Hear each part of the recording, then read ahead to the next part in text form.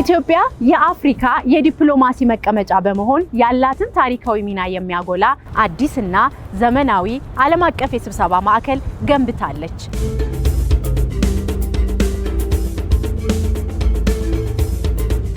ይህ ደግሞ ከዲፕሎማሲ ማዕከልነት ባለፈ ለንግድና ዘመናዊነት ምልክት እንድትሆን ያግዛታል።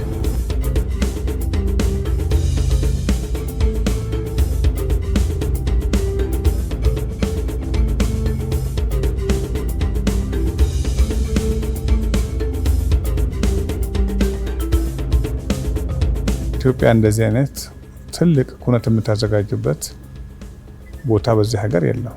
በጣም ትልቅ ማዕከል ነው። በምስራቅ አፍሪካም በጣም ተወዳዳሪ ነው። ስለዚህ ይሄ ማዕከል ከተገነባ በኋላ በማይስ ኢንዱስትሪ፣ በኮንፈረንስ ቱሪዝም ኢትዮጵያ እንድትታወቅ የራሱን ሚና ተጫውተዋል። ሁለተኛው በዚህ በአዲስ አበባ እና በዚህ አካባቢ እንደ አንድ ሴንተር ሆኖ ተገኝተዋል። ስለዚህ ማህበረሰቡን በኢኮኖሚም በተለያየ መልኩ አነቃቅተዋል። በቀጣይ ተመሳሳይ ነገር እንደ ሀገርም መስራት እንዳለብን አንድ እንደመነሻ ነገር ሆነዋል። መጀመሪያ አድዋ ነበር የተገነባው። ከዛ ይሄ መጣ።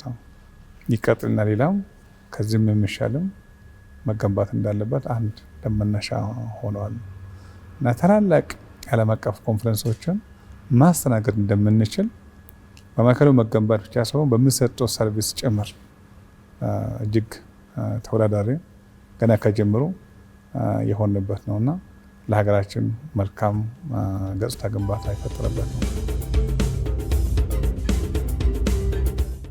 ይህ ማዕከል በአህጉሪቱ ግንባር ቀደም ተጠቃሽ ከሆኑ ተቋማት ጎን ተሰልፏል። ይህ ደግሞ ለኢትዮጵያ የቱሪዝም ዘርፍ አዲስ ምዕራፍ ከመክፈቱን ባሻገር ለኢኮኖሚ ገቢዋ በተለይም ለውጭ ምንዛሪዋ ትልቅ በር የከፈተ ነው።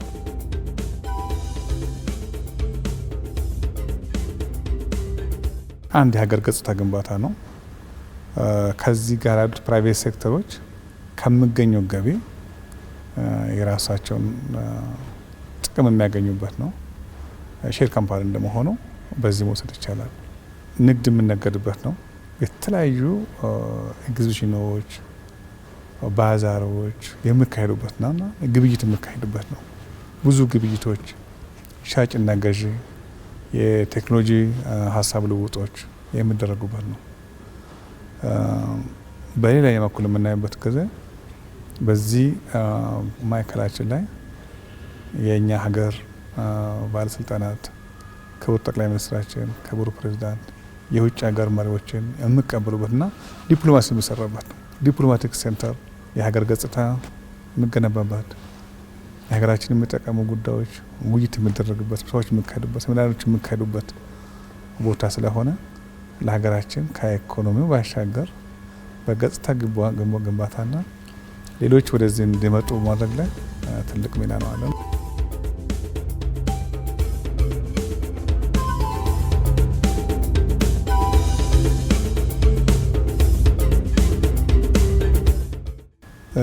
ኮንቬንሽን ማዕከላችን አንድ ሁለት ነገሮችን ነው የሚያስቀምጠው። እዚህ ጋር የምታይበት ትልቅ ስዕል አለ። እዛ ስዕል የምታይበት ከሆነ ኢትዮጵያ ያላትን በአራት አቅጣጫ ያስቀመጠው ነው ያለው፣ በአራት ኳድራንት። የመጀመሪያ ኢትዮጵያ ያላትን ባህል ነው የሚወስደው፣ ባህሏን ጠብቃ ይዛ እንድትል የሚያስቀምጥ ነው። ሁለተኛ ኢትዮጵያ ያላትን ሀብት ብሎ ነው የሚወስደው። ሀብት የውሃ ሀብት አላት፣ የማዕድን ሀብት አላት፣ ሌሎችም ሀብቶች እዛ ጋር በስዕል አስቀምጧል። እነዚህን ሀብቶችን በመጠቀም ራሷን በምግብ እንድትችል አረንጓዴ አሻራን በሌላኛው ደግሞ አያስቀምጣል። በአራተኛው ዓለም የደረሰበትን ወደ ጠፈር መሄድ እንደምትችል የሚያሳይ መሀከል ላይ እንደ ጨለመ አይቀርም ይነጋል የሚለውን ፊውቸር ተስፋውን የሚያሳይ ነው። ስለዚህ የምነሳው ከባህል ነው፣ የምነሳው ካለን ነገር ነው። በሌላኛው ደግሞ ዞር ብሎ የምታይበት ስዕሎቹ ወይም ፎቶዎቹ ኢትዮጵያን የሚወክሉ ዋና ዋና ፎቶዎች እዚህ ጋር ተሰቅለው ነው የምናገኛቸው።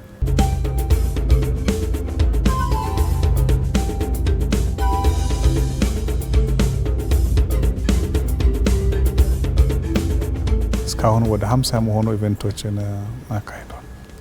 ከነዚህ ኢቨንቶች ወይም ኩነቶች መካከል ዋናነት የሚጠቀሱት አህጉር አቀፍና ዓለም አቀፍ ደረጃ የሚወሰዱ አሉ። ለምሳሌ የአፍሪካ ክላይሜት ሰሚት ወይም የአፍሪካ አየር ንብረት ጉባኤው በዚህ ግቢ ሲካሄድ ከ25,000 በላይ አገር አቀፍና ዓለም አቀፍ ከሁሉም አህጉራት የተሳተፉበት ነበረበትና ኢትዮጵያን ያኮራ ምናልባትም ከብዙ ጉዳዮች ውስጥ አንዱ ኮፕ 32 እንድታስተናግድ አንድ የሆነ አስተዋጽኦ አለን ወይ ብዬ የምወስድበት ነው። ስለዚህ ኢትዮጵያን ወደ ውጭ በመሸጥ ኢትዮጵያን በማስተዋወቅ ላይ የራሱ ትልቅ አሻራ አሳርፏል ብዬ ነው የምወስደው።